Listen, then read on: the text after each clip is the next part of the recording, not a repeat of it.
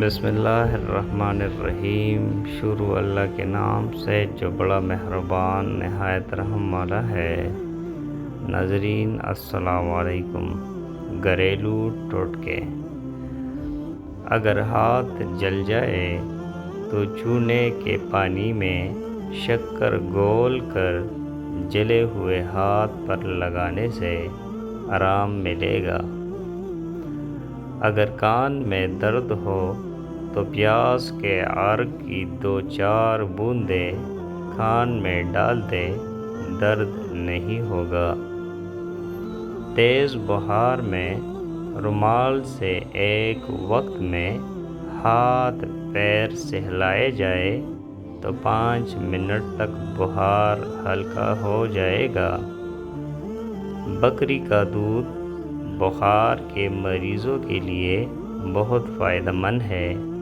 اگر بخار تیز ہو تو بکری کا دودھ ہاتھ پیروں اور سر پر ملنے سے بخار فوراً اتر جائے گا۔ گرمی میں گوشت رکھنا ہو تو اس سے سر کا اور پانی سے ترکے ہوئے کپڑے میں لپیٹ دیجیے، گوشت کافی دیر تک خراب نہیں ہوگا۔ مکھیاں ناک میں دم کر دیتی ہے تو کھانا پینا دشوار ہو جاتا ہے، لیکن اگر کسی جگہ پودینہ لگا دے تو مکھیاں نزدیک نہیں آئے گی۔ دودھ میں لیموں کا رس ملا کر صبح شام چہرے پر لگائے تو چہرہ خوبصورت ہو جائے گا۔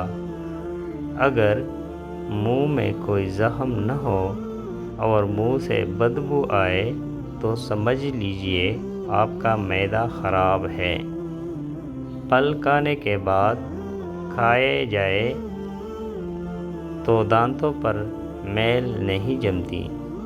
موٹاپا کم کرنے کے لیے شہد اور گرم پانی ملا کر پینے سے جسم کی بڑھی ہوئی چربی کم ہو جاتی ہے۔ نمک اور شہد سے دانت صاف کیجیے، دانت چمک اٹھیں گے۔ اگر ہونٹوں پر سیاہی یا نیلا ہٹ آ گئی ہو تو لیموں اور گلیسرین استعمال کریں، آہستہ آہستہ نیلا ہٹ دور ہو جائے گی۔